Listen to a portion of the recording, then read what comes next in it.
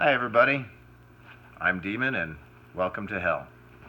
Sorry I haven't posted in a while. As you can see, I've been busy. Haven't even had time to have a shave. So after shift, we have caught me doing a directional drilling bit that I need to rebuild and resurface. First I had to cut off existing teeth, which there was one, and put these teeth on. As you can see, if anyone knows anything about directional drilling, these aren't the teeth for this one, but that's all they had, and this is what they got. And can you make me something that works? I'll be here in a couple hours. And that's kind of what we're doing. And the biggest problems that you're gonna overcome is you've got really hard, high carbon steel, high carbon tool steel, cobalt tips, silver soldered, and then we gotta go, so to fuse these hardened steel teeth on, we have to actually put in a weld that has the strength and the ductility to hold it on and take the shock of hitting rocks and bouncing and moving, right? So it's going to be very dynamic. And then to put that on, we've got to we've got to preheat this to about, I think I did 375, which is a little low, 375, 400. It's a good mass. We want to keep it nice and hot. The reason why we preheat such an item is we're going high carbon steel to high carbon steel with a softer metal in between, and we want a little bit of carbon precipitation between the two. That means transference of hardness from one to the other.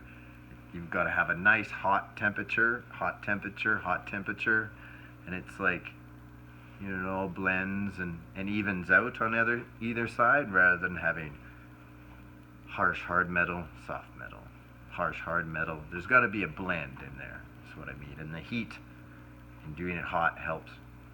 So that's our base.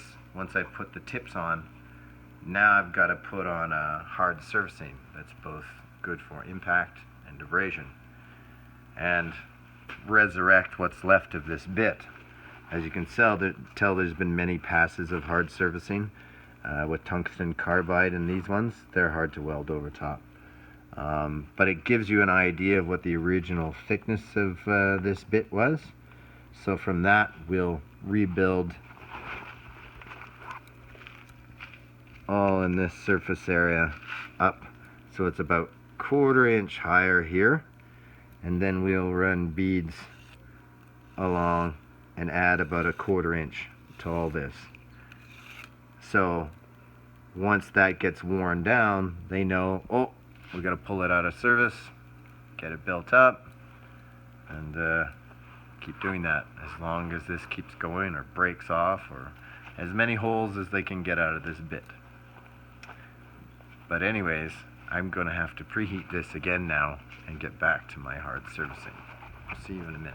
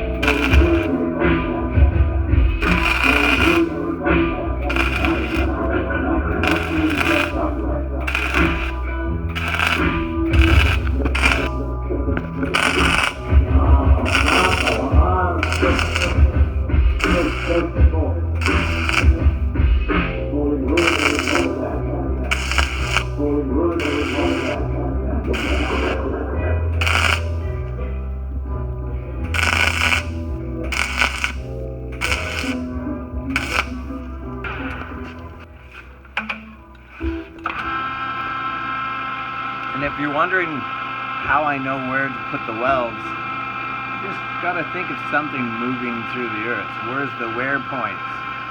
Where's the stress points? And just sculpt. Have fun.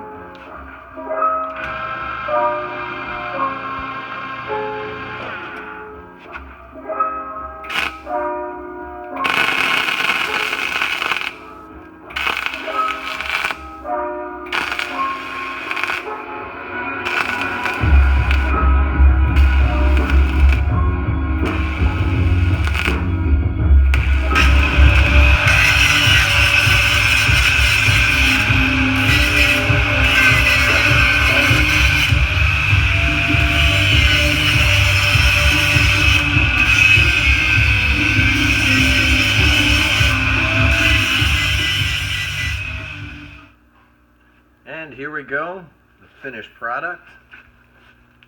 We have finally put the teeth on, as you've seen previously. Had beveled them out, preheated, 70-18 both sides, and then went over it with a hard chrome, hard surfacing. And then we built up around the teeth, around the edge, and then we've given hard surfacing lines. What these are for really is to either, one for wear, right? And, to deflect the shit away. Plus also, as what I was telling you before, when this is gone, then you know it's time to send it in for more hard surfacing if you still have all your teeth. So we'll give you a quick little gruesome hand of destiny.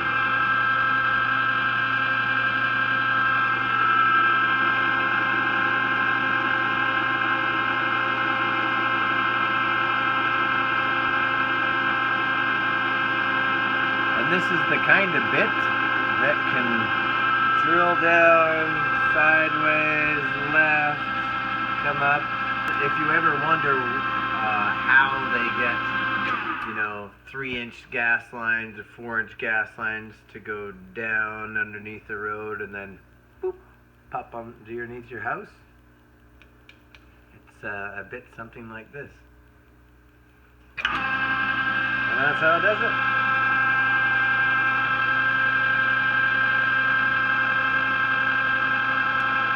One garbage bit turned into one functional bit. Now that I'm done this, I haven't slept yet. I still have a car to fix and get back to the bridge. So until next time, I hope you enjoyed it. And remember, I'll see you in hell.